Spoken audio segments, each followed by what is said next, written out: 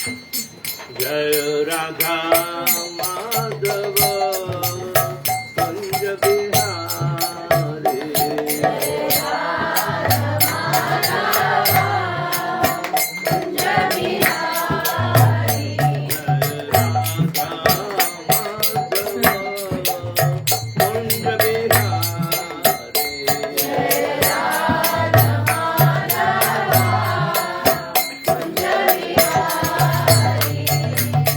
गोपीजन Vallabh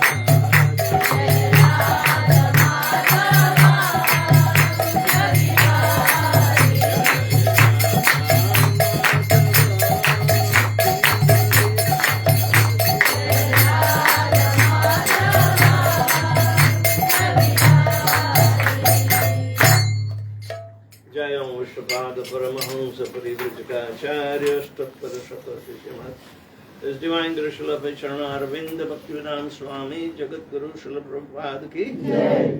ISKCON Bibidi Founder Acharya Jagat Guru Srila Prabhupada Ki Jai. Jai Om Shrapada Paramahamsa Parivrajakacarya Stottar Shata Sishimat His Divine Guru Srila Bhakti Siddhanta Saraswati Thakur Maharaj Srila Prabhupada Ki Jai. Ananta Koti Vaishnava Vrinda Ki Jai. Namacharya Srila Haridas Thakur Ki Jai. प्रेम से कहो श्री कृष्ण चैतन्य प्रभु नित्यानंद श्री अद्वैत गदाधर शिवासादि गौर भक्त वृंद की जय। श्री श्री राधा कृष्ण गोप गोपीनाथ श्याम कुंड राधा कुंड गिरि गोवर्धन की जय। ब्रजमयी वृंदावन धाम की जय। नवदीप मायापुर धाम की जय। जगन्नाथपुरी धाम की जय। गंगा माई की जय। जमुना माई की जय। भक्ति देवी की जय। तुलसी महारानी की जय। समावित भक्त वृंद की जय। निताई गौर प्रेमानंदे। All glories to assembled devotees. All glories to assembled devotees. All glories to assembled devotees. Glories to Shri Shri Guru and Shri Gauranga. की जय। Jai. Hare Krishna. Bhagavad Gita में भगवती गीता में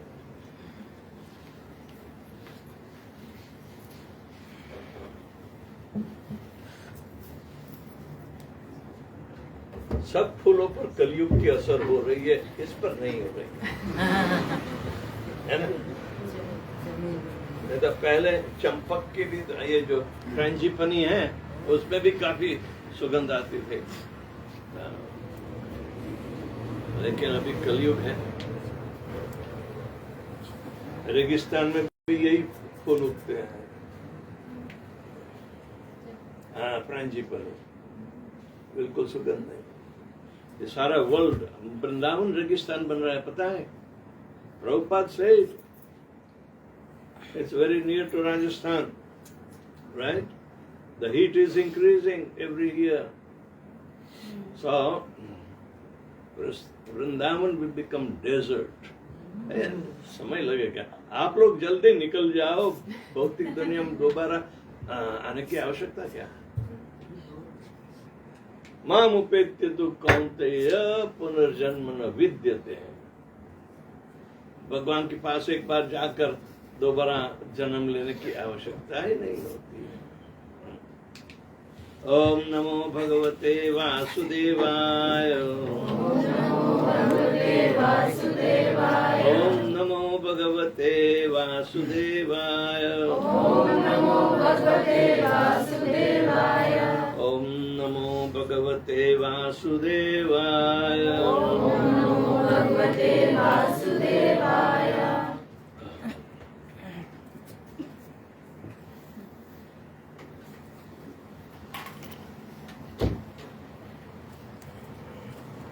आज श्रीमद् भागवतम भगवद गीता का यथारूप अध्याय 3 श्लोक संख्या है 30वीं। ये कर्मयोग के बारे में भगवान बताते हैं। सारे कर्म भगवान के साथ जुड़ावे में मदद करता है।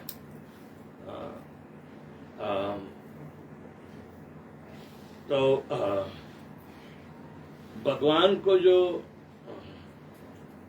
अनुकूल है ऐसे कर्म समर्पित करने में भक्ति कहलाती है। और हम भगवान को अनुकूल नहीं ऐसे कर्म करें तो अपराध होता है। तो यहाँ तो भगवान कहते हैं हर एक मनुष्य अपने गुण और स्वभाव के अनुसार कर्म करता है। किसी का स्वभाव तमोगुणी है तो तमोगुण से काम करता है। परिणाम भी उसके लिए तामसिक रूप का परिणाम तो विनाशकारी होता है। चोरी करना, डकैती डालना, ये सब तामसिक कर्म है। लेकिन इसमें जो फल होते हैं वो फल यदि भगवान को समर्पित करे तो तामसिक रहेंगे।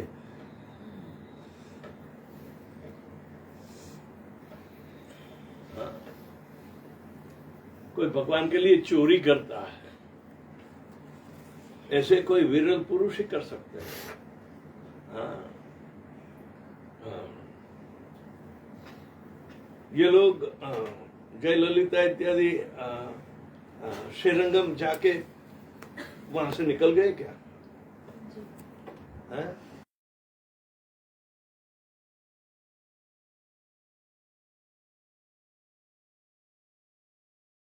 रंगनाथ भगवान विष्णु लेटे हुए शयन करते हैं। वो गर्भोदकशाही विष्णु है जिसकी नाभि में से कमल निकलता है और कमल पे ब्रह्मा प्रकट होते हैं। तो क्षीरोदकशाही विष्णु की मूर्ति श्रीरंगम में प्रस्थापित होनी है। हाँ, कहते हैं कि विभीषण जब राजा बना तब उसने ये सारी मूर्तियां स्थापित की थी। रंगनाथ की, रामेश्वरम की, ये सभी मूर्तियां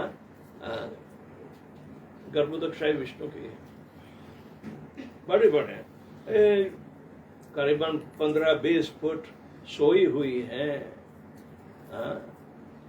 भगवान अपने दाहिने हाथ से अपने मस्तक को टिका रहे और शेषनाग की शैया पर ऐसे लेटे हैं लंबे से। और कमल में ब्रह्मा जी पैदा हुए हैं।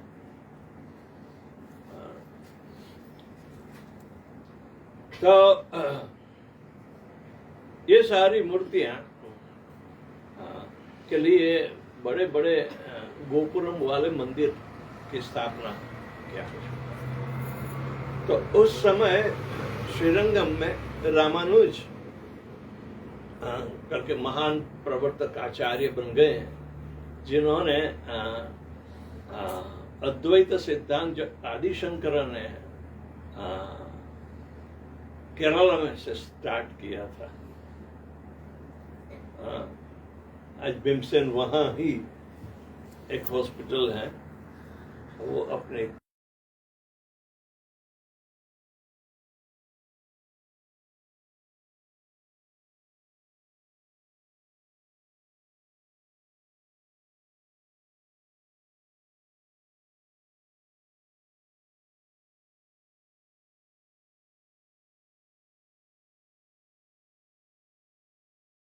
को हटाना है तो हे शंकर भगवान, तुम ही एक काबिल हो, चालाक हो, चलो चालाकी करो और वेदों की पुनर्स्थापना चालू कर दो। ये 3री सदी में आदिशंकर हो गए। तो वहां आदिशंकराचार्य ने नास्तिकवाद छुपा लेकिन वेदों के आधार पर बनाया था। उसे अद्वैत सिद्धांत कहते हैं। अ मीन्स नहीं, द्वैत यानी दो नहीं, एक ही, उसे अद्वैत कहते हैं। अरे भगवान और आप में अंतर नहीं है। तो भगवान कहते कि मैं ब्रह्म हूं, तो आप भी बोलो अहम ब्रह्मास्मि। वहां आदिशंकर ने चालाकी से ये नहीं कहा कि ये परब्रह्म है भगवान का। परब्रह्म शब्द का उपयोग भगवत गीता में एक बार ही अर्जुन करता है। सारी भगवत गीता में भगवान को परब्रह्म के रूप में कोई जानता नहीं, एक अर्जुन जान चुका है। तो सारी मूर्तियां जो स्थापित, रामानुज इतने चालाक थे, इतना बड़ा विशाल मंदिर बनाना है, ये है वो है, भगवान की इच्छा पूरी करनी है। तो उसने वहाँ शहर के जाने माने डकैतियों को इकट्ठा किया, सारे एक्सपर्ट लुटेरे जो अपने लिए जीते थे इनको पकड़ा। है चोरी का माल है ना, देखेंगे हाँ दादागिरी है। अरे आप भी तो भगत हो, हाँ? ऐसे करो, चोरी का माल पकड़ो, हाँ? जिसके पास लूटना है लूटो, लेकिन हमें मंदिर बनाने के लिए दे दो, तो आप लोगों का कोई गुनाह नहीं होगा। हाँ? डकैती कहते हैं ख्याल में रखना, तुम साधु हो पर गड़बड़ी हमारे साथ मत करना। हाँ? रामानुज कहते कि ठीक है, देखा जाएगा। तो एक चोरी डकैती से इतना बड़ा मंदिर बनाया इन्होंने। बाद में रामानुज ने कहा आप लोगों के ऐसे कर्तव्य, महान कर्तव्य के लिए हमने आपको उपहार देना, यानी कि ये पैसे का बंटवारा करना है हमें। चलो, हमने ये सारा खजाना नदी के उस पार रखा, चले।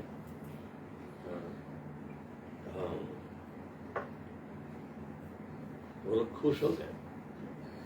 उसने नाव में एक बड़ा छेद कर लिया था पहले, किसी को पता ही नहीं चला, और सारे डकैतियों को ले गए और डुबो मारे। इन लोग को डुबा दिया सबको। न रहेगा बांस न बजेगी बांसुरी, ऐसी हालत। तो रामानुज के बड़े प्रखर विद्वान, और ये डकैतियों का सामना कैसे करने, तो मंदिरों में डकैती ही गाते हैं। यदि इनका हिस्सा न दे तो डकैती के भगवान देखो तुम भी चोर हो और हम भी चोर हैं, आप लोग और हमारे में क्या अंतर है। तो ऐसी भावना करते अलग अलग प्रकार के लोग जो हैं, तो अपने गुणों के अनुसार ऐसे कर्तव्य करते रहते हैं।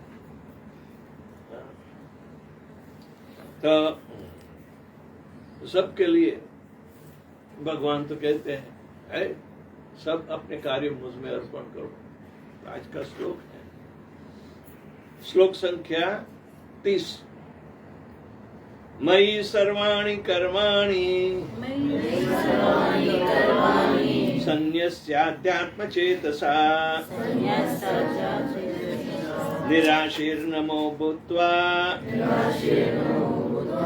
युध्यस्व विगतज्वर। मयि सर्वाणि कर्माणि सन्न्यस्याध्यात्म चेतसा निराशीर्निर्ममो भूत्वा युध्यस्व विगतज्वर। मयि सर्वाणि कर्माणि सन्न्यस्याध्यात्म चेतसा निराशीर्निर्ममो भूत्वा युध्यस्व विगतज्वर।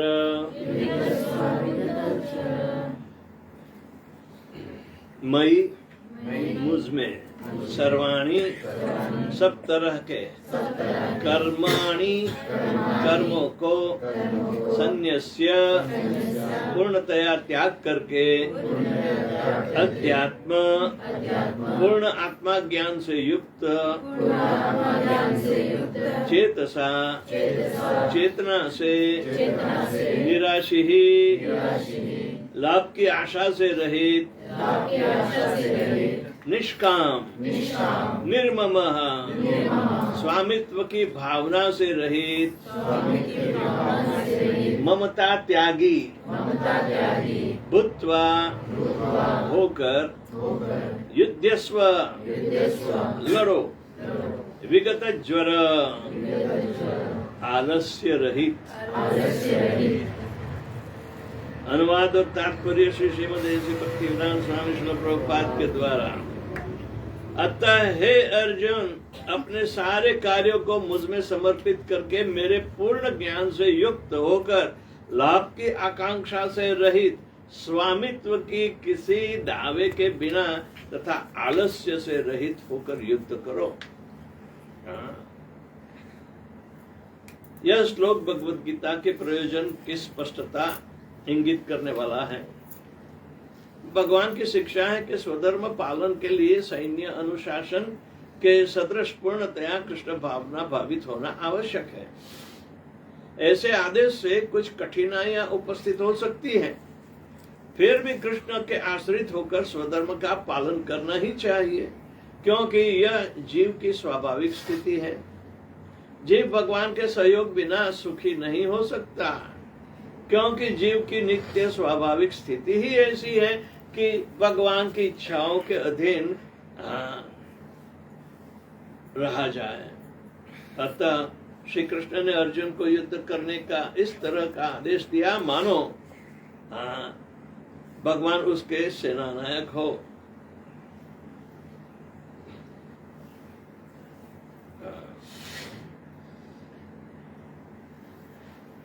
परमेश्वर की इच्छा के लिए मनुष्य को सर्वस्व की बलि करनी होती है और साथ ही स्वामित्व जताए बिना स्वधर्म का पालन करना होता है। अर्जुन को भगवान के आदेश का मात्र पालन करना था। परमेश्वर समस्त आत्माओं के आत्मा है, अतः जो पूर्णतया परमेश्वर पर आश्रित रहता है, या दूसरे शब्दों में जो पूर्णतया कृष्ण भावना भावित है, वह अध्यात्म चेतसक कहलाता है।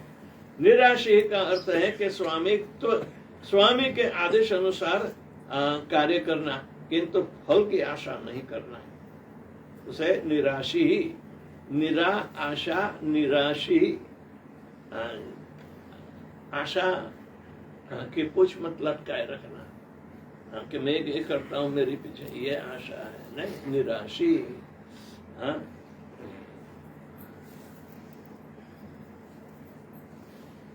कोषाध्यक्ष अपने स्वामी के लिए लाखों रुपये गिन सकता है, किंतु इसमें से वह अपने के लिए एक भी पैसा नहीं चाहता। इसी प्रकार मनुष्य को यह समझना चाहिए कि इस संसार में किसी व्यक्ति का कुछ भी नहीं है, सारी वस्तुएं परमेश्वर की हैं। मई अर्थात मुझमें का वास्तविक तात्पर्य यही है। और जब मनुष्य इस प्रकार से कृष्ण भावनामृत में कार्य करता है तो वह किसी वस्तु पर अपना स्वामित्व का दावा नहीं करता। यह कृष्ण भावना निर्मम अथवा मेरा कुछ नहीं कहलाता है। यदि ऐसे कठोर आदेश को, जो शारीरिक संबंध में तथाकथित बंधुत्व भावना से रहित है, पूरा करने में कुछ झिझक हो तो उसे दूर कर देना चाहिए। इसी प्रकार मनुष्य विगत ज्वर अथवा ज्वर या आलस्य से रहित हो सकता है। अपने गुण तथा स्थिति के अनुसार प्रत्येक व्यक्ति को विशेष प्रकार का कार्य करना होता है और ऐसे कर्तव्य का पालन कृष्ण भावना भावित होकर किया जा सकता है। इससे मुक्ति का मार्ग प्रशस्त हो जाएगा। जर यानी बीमारी, बुखार होता है ना, उसे ज्वर के विगत ज्वर, जिसका बुखार उतर गया है। नहीं तो बुखार होते हम पड़े रहते हैं, बुखार होते हम पड़े रहते, हमसे काम किया नहीं जाता। तो बुखार के लिए डॉक्टर के पास जाना पड़ता है, गोली दे दे तो निकल जाएगा बुखार, तो गोली देती है। गोली मुफ्त आती है क्या? पैसे भी खींच देते हैं। तो ये ऊपर स्वामित्व की अपेक्षा नहीं, वो भी भगवान के चरणों में करना चाहिए। लेकिन जब आदेश वहन करना है, भगवान का आदेश, गुरु का आदेश स्वीकार के चलना है। ऐसा है कि किसी को गुरु का आदेश नहीं मिला है या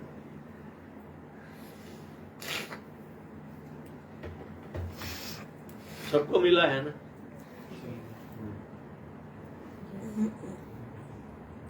अब मेरे गुरु ने तो मुझे कुछ आदेश नहीं दिया, ऐसा कोई कह सकता है? दीक्षा के पहले ही कहते कि 16 माला का जप करोगे, 4 नियमों का पालन करोगे, तो ये तो आदेश है ना। पर वहां से इसमें ही सारे आदेश आ जाते हैं। और भगवद गीता में बाकी कहे, प्रभुपाद जी ने अन्य भक्तों को साक्षात भी बोला है कि ये आदेश है, ये है। किसी को नहीं बोला है, इसके लिए तो सामान्य सारे आदेश जो पुस्तकों में छपे हैं वो तो उसके ही है। कौन नहीं, कोई ऐसा नहीं हो सकता है जो कहते मुझे आदेश नहीं मिला है, तो दीक्षा का अर्थ ही नहीं रहा, सही नहीं। तो आदेश तो सबको मिला है और उसके अनुसार हमें काम करना चाहिए।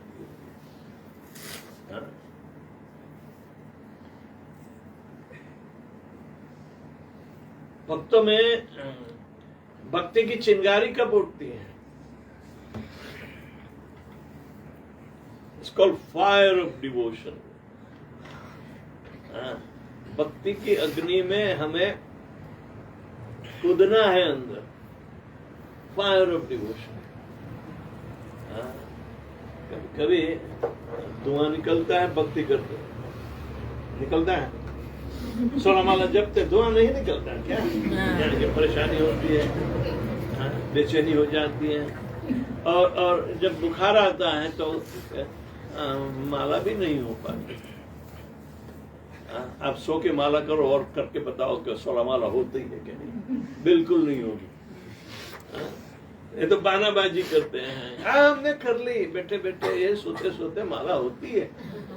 किसको लो बना रहा है? क्योंकि ज्वर यानी कि बुखार गया नहीं है।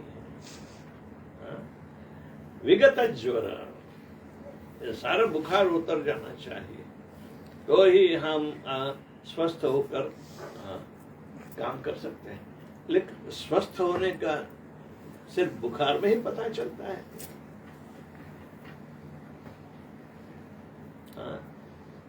चलो, अर्जुन कौन से गुण में था? सत्व गुण में, रजोगुण में या तमोगुण में था?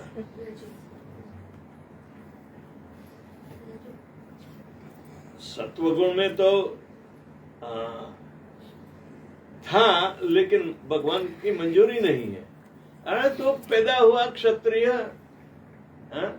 तो सत्वगुण में बनना चाहता है, ये तेरा जन्मजात कर्तव्य नहीं है। गुणों के अनुसार काम करो।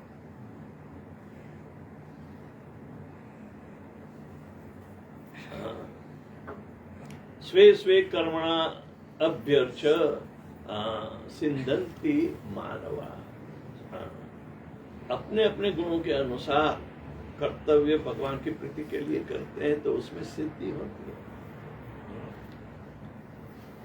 भाई यहाँ तो प्रभुपाद जी ने सबको सत्वगुणी बना दिया है, रजोगुणी कोई रह ही नहीं सकता। और रजोगुणी होता है तो सत्वगुणी की टोली में कौवा जैसा बनता है। सत्वगुणी हमेशा हंस जैसे होते हैं और तमोगुणी या रजोगुणी कौवा बनता है। तो हंसों की टोली में कैसे रहे? लेकिन भगवान तो सबके हैं, सबके पास अपने अपने गुणों के द्वारा जो कुछ अर्जित है वो भगवान की सेवा में लगा दे। लेकिन जो सत्वगुणी है वो सोचेगा मैं भी चोरी कर सकता हूँ, और मैं भी भगवान को अर्पित कर सकता हूँ, कर दे, देखा जाएगा। तुझे एक तो चोरी करना आता नहीं, सत्वगुणी लोगों को चोरी करना नहीं आता, वो तो बहुत सारे संस्कारों द्वारा पले होते हैं। चोरी तो पाप है, तो वो लोग कैसे कर पाए? कई सारे मिक्स गुण वाले होते हैं तो सब कुछ करना जानते हैं, सब बंदर के व्यापारी बनना चाहते हैं। पर फिर भी भगवान कहते हैं अपने अपने गुणों में प्राधान्य गुण एक होता है। प्रधान गुण एक होता है, अन्य गुण दबे हुए हैं। यानी कि मनुष्य में रजोगुण ज्यादा है, इसलिए कर्म परा है। रजोगुण हमेशा परिणाम पर आकर्षित कराता है। एक तूने काम किया है, तेरा परिणाम है। ये तो सब भगवान मांग लेते हैं कि तो मेरा है। अरे मारो गोली भगवान को, पहले भगवान को गोली मारने की रजोगुण। पहले तू अपना बाद में देना, सरप्लस बोलते ऐसी बात करते हैं। अरेक अरेक अपने अपने स्वभाव के अनुसार बहानाबाजी करते हैं। तो भगवान कहते करो ना, मैं भी देखता हूं कैसे बहाने बनते हैं। तो अपने सारे कार्यों को मुझ में समर्पित करके मेरे पूर्ण ज्ञान से युक्त होकर, ये तो ज्ञान रजोगुणी को प्राप्त नहीं होता है, तमोगुणी तो बिल्कुल नहीं प्राप्त होता है, सत्वगुणी प्राप्त होता है। यानी कि परिणाम भी गुणों के अनुसार है।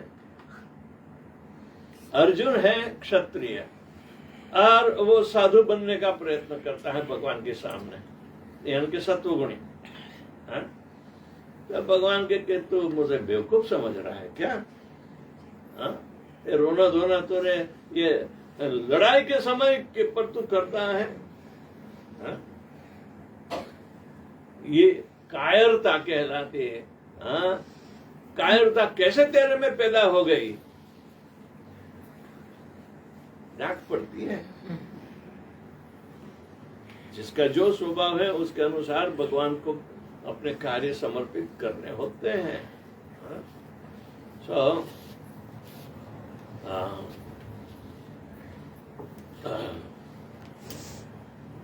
इसी तरह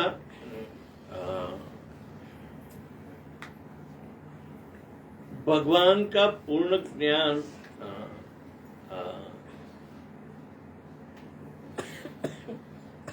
जानने से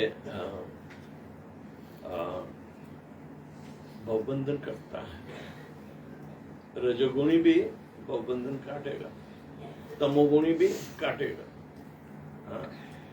क्योंकि भगवान का ज्ञान तीनों गुणों से परे है। लेकिन आर्टिफिशियली ये ज्ञान पैदा नहीं होता। अपने अपने स्वभाव के अनुसार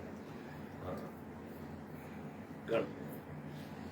हरे कृष्णा महामंत्र चांडाल भी गा सकता है, कर सकता है। जो कुत्ते खाने वाला होता है वो चांडाल कहते हैं। वो भी गुरु बन सकता है। क्योंकि उसके गुणों पर अध्यात्म का गुण जो है वो सत्व से भी ऊपर है। वो भगवान का नाम ग्रहण करके हो जाता है। अभी पता चला वो आर्टिफिशियली अपने स्वभाव को नहीं छोड़ेगा, पर अध्यात्म गुण में आने के लिए भगवान के नाम की तपश्चर्या है। तो जब हम कर्म से ही बंधे हैं, तो कर्म तो भगवान को समर्पित करना ही होता है। लेकिन हर कोई कर सकता है। तमोगुण वाले कर्म करने में जो शक्ति है तो भगवान की ही है ना। तमोगुण के कर्तव्य जो करते हैं शूद्र लोग इत्यादि, जिनको तामसिक स्वभाव ही है, तो वो उसके स्वभाव के अनुसार कर्म होता है और उसका फल भी तामसिक होता है। तो लेकिन भक्ति में ये भगवान की सेवा में सब प्रकार के कर्म लगा। चोर होता है तो भगवान के लिए चोरी करता है, वो कहलाएगा दुराचारी। दुराचारी कहलाएगा। तो लेकिन भगवान क्या कहते हैं? नहीं, ये दुराचार। यदि मेरे में पूर्ण विश्वास रखता है, मेरे में पूर्ण विश्वास रखता है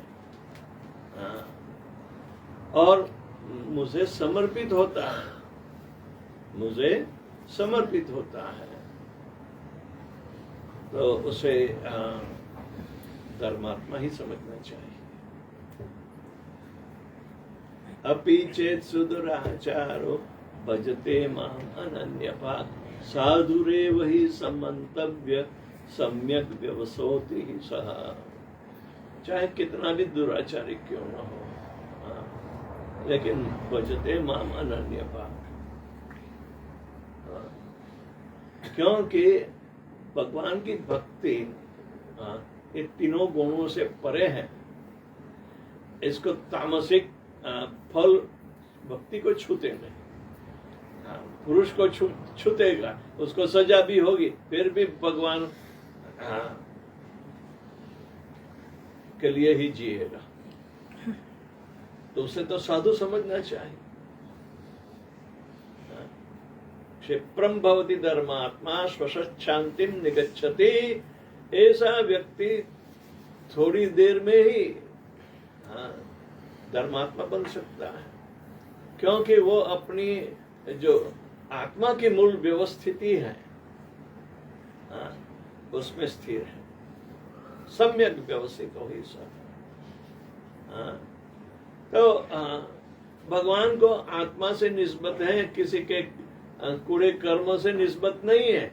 लेकिन ये सारे कूड़े कर्म जो है वो है और करता रहा, लेकिन मेरी भक्ति छोड़ता नहीं।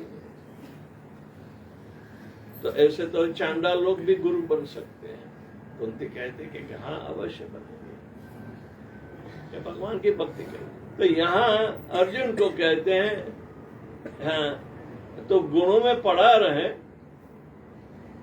गुणों में पड़ा रहे और उसके अनुसार काम नहीं करना चाहता है, तो आलसी या जो लोग हैं, तो आलस वाले तो कोई काम नहीं कर पाएंगे। ये आलस हटाओ, आलस हटाओ। विगत ज्वर, ज्वर यानी बुखार, बुखार छोड़ो, बुखार की कोई आवश्यकता नहीं, वो अपने आप आ जाता है। तो अपने आप बहाना भी आ जाएगा। बहानेबाजी मत करो, भगवान की सेवा कीजिए, बहानेबाजी नहीं। आप जैसे है वैसे भगवान आपकी सेवा स्वीकारने के लिए तैयार है। फिर आपको क्यों ऐतराज?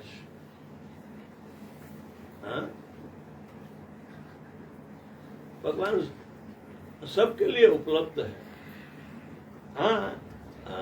धीरे धीरे धर्मात्मा बनेगा, यानी कि वो अपने तमोगुण का स्वभाव छोड़ देगा, भक्ति करेगा तो और धर्मात्मा बनने के लिए लायक है, क्योंकि ये मेरी शरणागत हुआ है।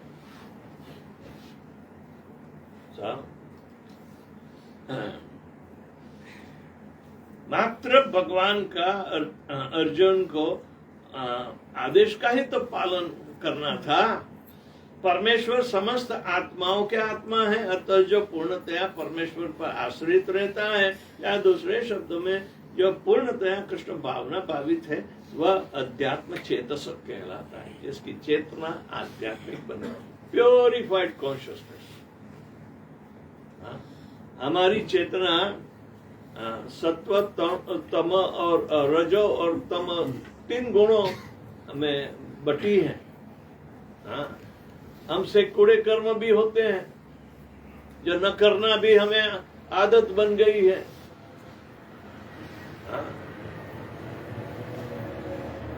चार नियमों का पालन करना मुक्ति के लिए बहुत आवश्यक है, लेकिन आदत से मजबूर है, तो ये लोग भक्ति कैसे कर पाएंगे?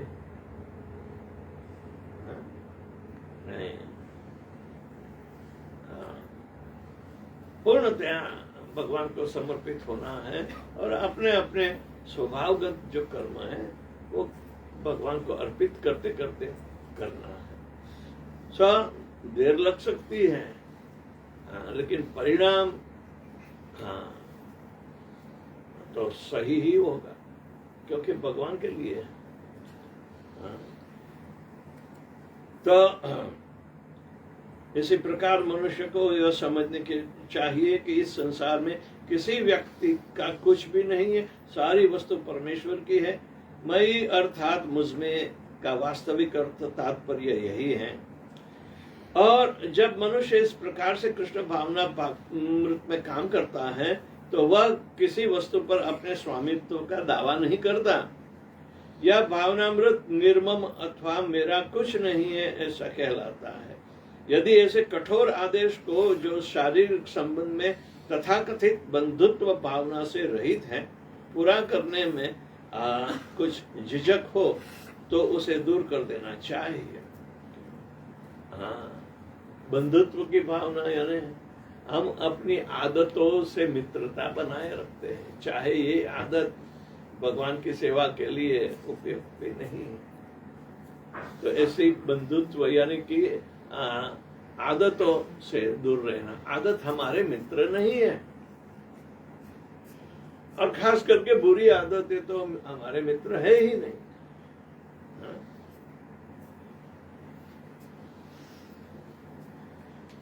इस प्रकार मनुष्य विगत ज्वर अथवा आलस्य से रहित हो सकता है। अपने गुण तथा स्थिति के अनुसार प्रत्येक व्यक्ति को विशेष प्रकार का कार्य करना होता है और ऐसे कर्तव्यों का पालन कृष्ण भावना भावित कर किया जा सकता है। इससे मुक्ति का मार्ग प्रशस्त हो जाएगा। मुक्ति का मार्ग, मुक्ति का मार्ग को अपवर्ग कहते हैं और भुक्ति का मार्ग पवर्ग कहलाता है।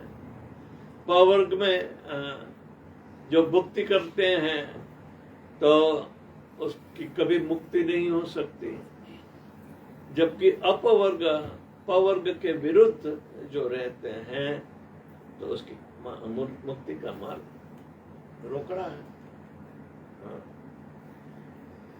ये बीच बीच में मुक्ति की बात आती है तो लोग समझते हैं ये भक्ति और मुक्ति में क्या अंतर है।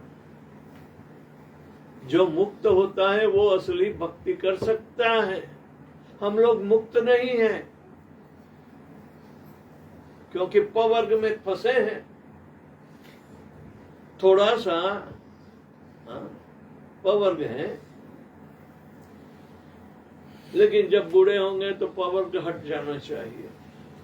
50 साल की उम्र में पवर्ग में फंसे रहना मूर्खता साबित होगी। प फ ब ब ब परिश्रम करता है तो फल मिलेगा, फल पाता है तो बंधन में फंसेगा, बंधन में फंसेगा तो भयभीत होगा ही, और जो भयभीत है उसकी मृत्यु अवश्यंभावी है, रोकड़ी है। ये तो मृत्यु का मार्ग बताया है। ये बारंबार पुनरपि मरणम पुनरपि जननम पुनरपि जननी जठरे शयनम, ये भी शंकराचार्य कह गए। ये बारंबार जन्म लेने की क्यों ये कौन जिम्मेदारी लेगा? जो अकलमंद है वो दोबारा इस रगड़ में वापस आना चाहता है क्या? कम हुई है रगड़ किसी की?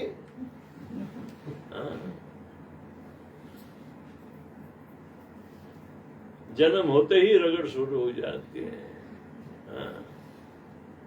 बच्चा पैदा होता है, उसको पिटाई होती है, तभी रोना शुरू करेगा, तब उसका जीवन चालू हो जाएगा।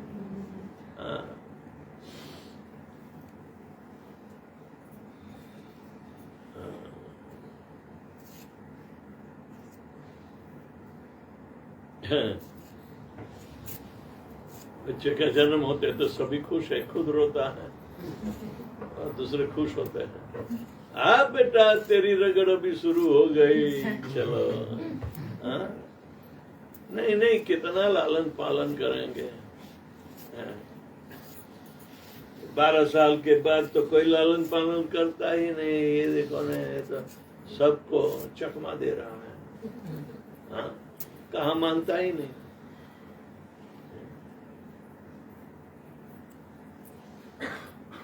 पता चलता है ये हालत बहुत बुरी है। ऐसे दोबारा और बारंबार ऐसे जन्म लेने से फायदा क्या?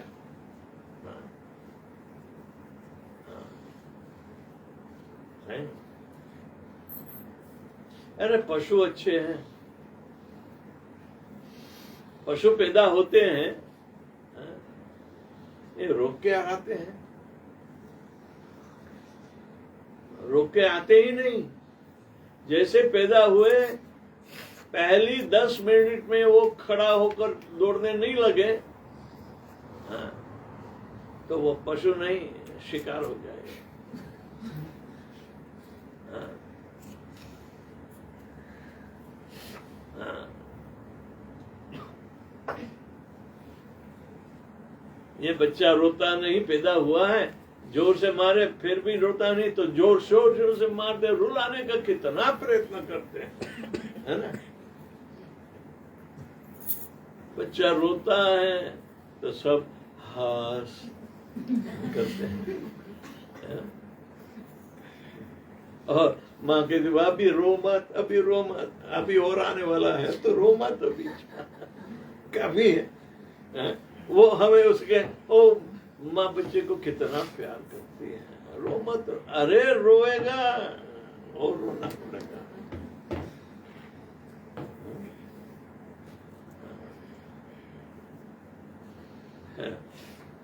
पिता बच्चे को शांत नहीं कर पाएंगे, माँ ही कर पाएगी। ये सारा स्वभाव है, गुणों के आधार पर है। 3 गुण, सत्वगुण, रजोगुण और तमोगुण।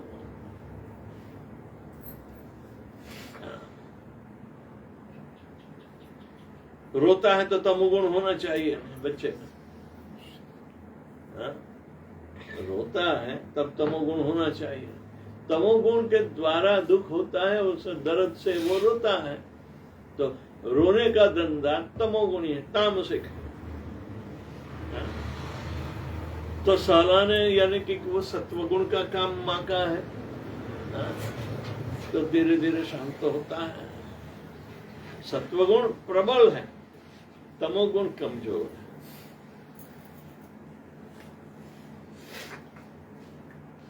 लेकिन बच्चा कहाँ रजोगुणी स्वभाव से सालाने लगते हैं। बेटा स्माइल तो कर। क्या क्या नहीं है, अटपटी भाषा से उसे बात करके इसका मन बहलाने की बात करते हैं, वो रजोगुण है।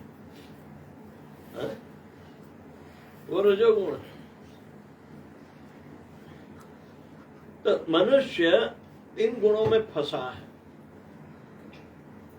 और उससे जो बुद्धि प्राप्त होती है फंसने वाली, तो देहात्म भानी बुद्धि कहलाती है।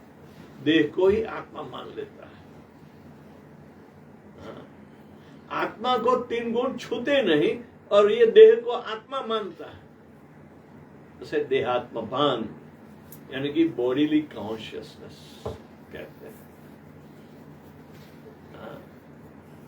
उससे दूर हटना, उसके लिए तो सत्व गुण में आकर भगवान का भगवान की सेवा का प्रयोग है, जो भक्ति के, उससे ज्ञान प्राप्त होता है, उससे ही वैराग्य भी प्राप्त होता है, जो भवबंधन काटता है। इसीलिए अर्जुन को किसी न किसी ढंग से भगवान कहते हैं कि तू मेरे लिए कर्म कर, तो कर्म बंधन से छूटेगा। जो कर्म बंधन से छूटता है उसे मुक्ति का मार्ग भी सरल हो जाता है। तो सताम प्रसंगाम मम वीर्य संविद भवन्ति रद कर्ण रसायन कथा तज्जोषणावम अपवर्ग वर्तमनी श्रद्धा रति भक्तिर अनुक्रमश्यति। तो सत्संग में आपको कौन सा बल प्राप्त होगा? सत्संग।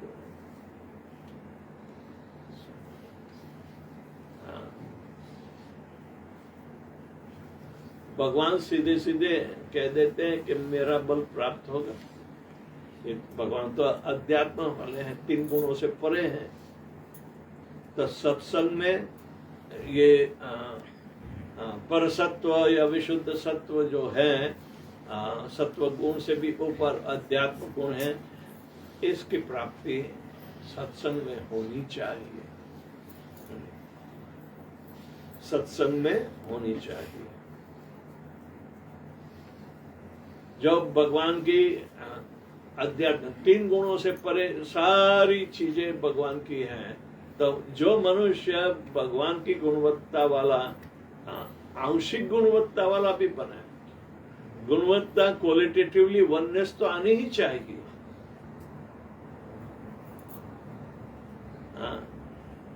हम बड़े हैं ही नहीं, छोटे हैं, तिनके मात्र भी है, अपना अस्तित्व नहीं है सारे संसार में। क्योंकि जो आत्मा की क्वालिटी है वो भगवान की क्वालिटी वाली है, और अपने शरीर की क्वालिटी है विरोधी। अब ऐसे विरोधी स्वभाव में ही हम जी रहे हैं और परेशानी झेल रहे हैं। आनंद तो भ्रमणा बनी रही है, simply pi in the sky, कि हमें आनंद मिलेगा, हमें आनंद मिलेगा, कभी मिलता नहीं। भक्तों के संग में आनंद प्राप्ति होगी, क्योंकि सही समझ भगवान के उपदेश के अनुसार आपको प्राप्त होगी। इसलिए इसकी पढ़ाई करते हैं। जो रजोगुणी होता है तो वो कहेगा, अरे भगवान बोल रहे हैं ना, मैं उसको ऐसे गोल गोल घुमा के बोलूंगा तो लोग अच्छी तरह से मेरी वाह वाह करेंगे। भगवान की नहीं, तो रजोगुणी है। तो भगवत गीता को कोई दूषित नहीं कर सकता। दूषित होना यानी कि भौतिक गुणों पर थोप देना। अध्यात्म की चीजें हैं, वो भौतिक गुणों से नापी नहीं जा सकती।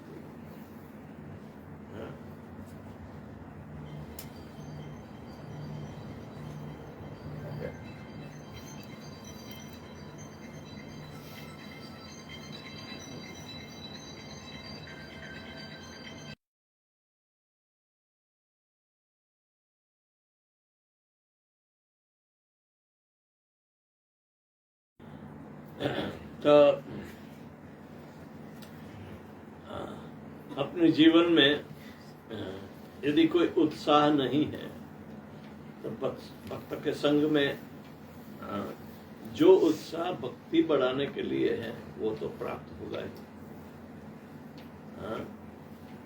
तो आपका जीवन सभी इसी तरह धन्य बने और यही जीवन में भगवत प्राप्ति का साधन हमें भगवान के संदेश के अनुसार मिले हैं, तो काफी दुनिया का हाल बदल जाएगा, ऐसी प्रभुपाद जी की भावना। सही ना? तो किसी को कोई प्रश्न है?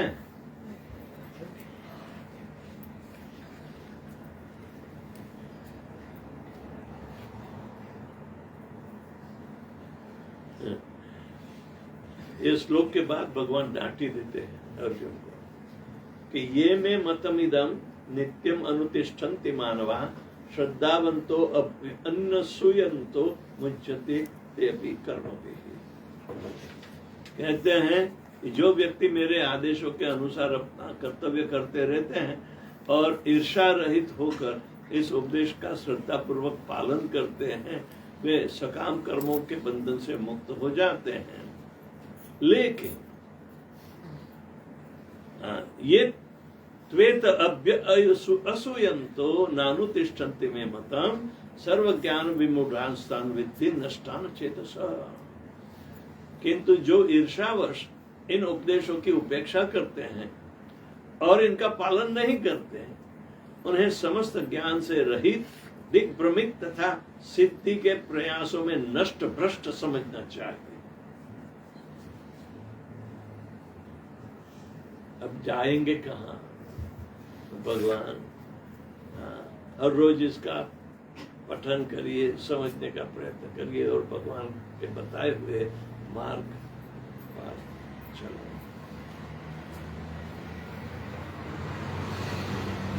गुरु का भी ये आदेश होता है, तो गुरु हमेशा अपने पास होते हैं।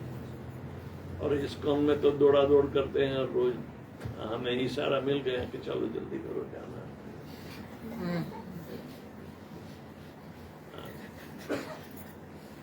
तो कहने का मतलब है संपर्क बनाओ, बारंबार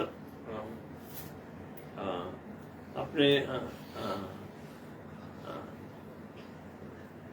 सत्संग में भगवान के बल प्राप्त करना है, जिसके द्वारा अपने त्रिगुणात्मक स्वभाव से उभर आकर ऊपर उठे और भगवान के पास पहुंचने वाले जो गुण हैं भक्ति में, वो सच्चिदानंद गुण होते हैं। तो उसमें रहने का प्रयत्न करो तो अवश्य बंधन कट जाएंगे। दोबारा इस फिजी में या अमेरिका में कहीं भी पैदा होने की कहीं आवश्यकता नहीं। लोग तो यहाँ से अमेरिका पहुंचे हैं, सियाटल में, कनाडा में गए हैं, वहां भी बहुत सारे अपने ही शिष्य मिलते हैं। कैसे पहुंच गया तू? अरे मेरे सगे हैं, सारे भाई है, बहन है, उन्होंने बुला दिए। ये पता नहीं ट्रम्प का बोला कुछ, वो कब को कहाँ किसी को हटा देंगे, निकालेंगे।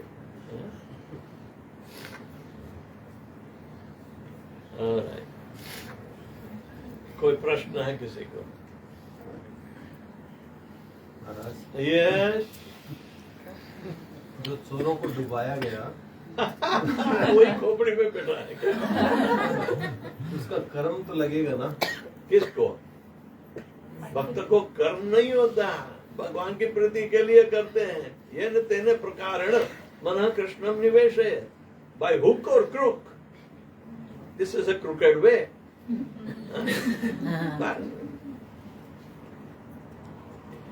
उसका अनुकरण कौन, किसको कहा अनुकरण करो? यदि एक्सपर्ट हो तो कर सकता है, लेकिन अपने आप को छुपाए रखेगा।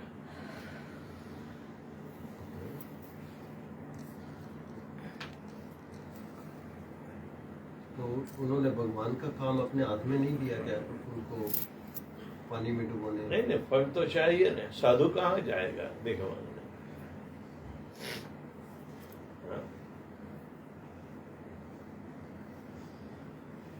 श्रीरंगम सारी सिटी बनाना, और चारे ओर इतनी बड़ी सिटी है कि इट इज प्रोटेक्टेड बाय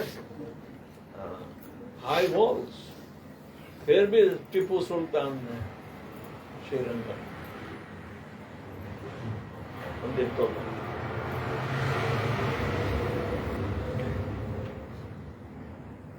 वो टीपू सुल्तान अंग्रेजी के सामने लड़ा, इसलिए कहते कि ये तो भारत का सुपुत है। मंदिर तो है, उसके लिए कोई ये नहीं कहता। अरे टीपू है, सुल्तान है, मुसलमान है,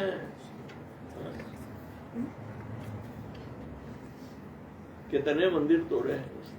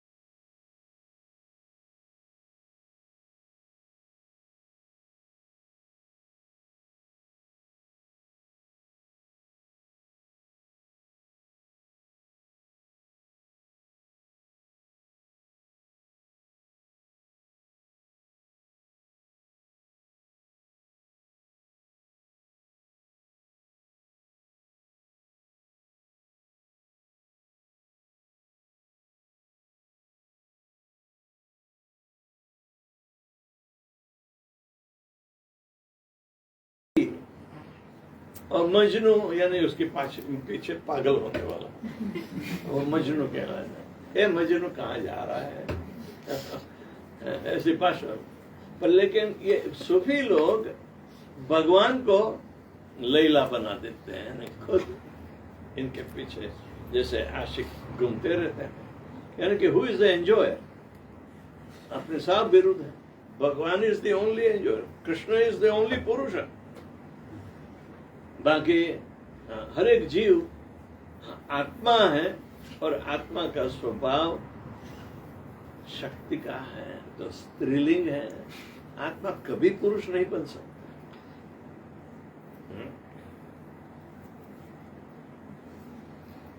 पुरुष का अहंकार भी पिघलना चाहिए, तभी वो भक्ति कर सकता है।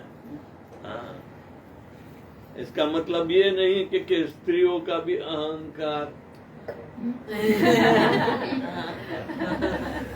वो नरम रहे। आपका स्वभाव है, स्वभाव में भगवान बसे हैं।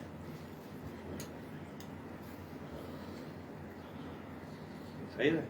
कल भी भगवान स्त्रियों में 8 गुना अपना वर्चस्व बताते हैं, पुरुष में 1 ही। भगवान की विभूतियां, इनकी शक्ति का प्रदर्शन यदि देखें तो स्त्री के शरीर में कितने हैं और पुरुष के शरीर में कितने हैं। पुरुष में 1 ही भगवान का स्वभाव है। ओके, पौरुषम ऋषु। नर में पुरुषत्व यानी कि ability. I am ability in the man. Women में मृत्यु सर्वहरश्चाहम उद्भवश्च भविष्यताम कीर्ति श्री वाक्च नारीणाम स्मृतिर्मेधा धृति क्षमा। ये 10वें अध्याय में भगवान बोलते हैं ये विभूति है। तो कृष्ण भावना में माताएं हैं, ये भगवान के 8 चरित्र अब विकसावे, तो आप भी कर ले।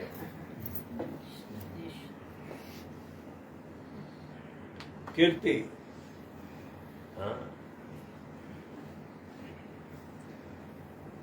कीर्ति आपके चरित्र के अनुकूल है। कहते हैं कि for every successful man there is a woman behind. तो कीर्ति है ना। श्री ब्यूटी, वाक वाणी,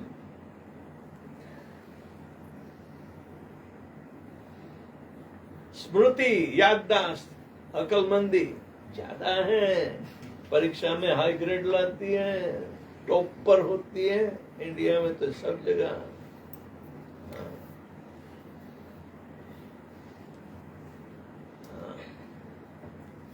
स्मृति, मेधा यानी बुद्धि, शार्प इंटेलिजेंस, धृति फॉरबेरेंस, क्षमा फॉरगिवनेस,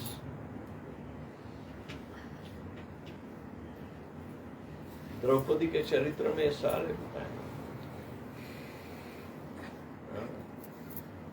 क्षमा भी कर सकती है। 5 बच्चों का मत्था काटा है सोते हुए।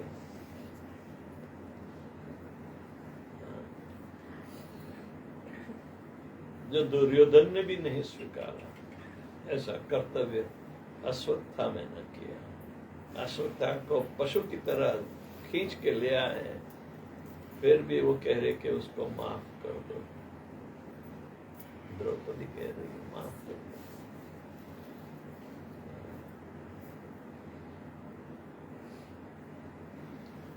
उसको मारोगे, हाँ, तो उसकी माँ की क्या हालत होगी मैं जानती हूँ, आप लोग नहीं जानते। मैंने तो 5 बच्चे गंवाए हैं। मेरा दर्द मुझे पता है। तो जब अश्वत्थामा को मारोगे तो उसकी माँ का दर्द नहीं, वो सहानुभूति रखती है। कृपाचार्य की बहन है,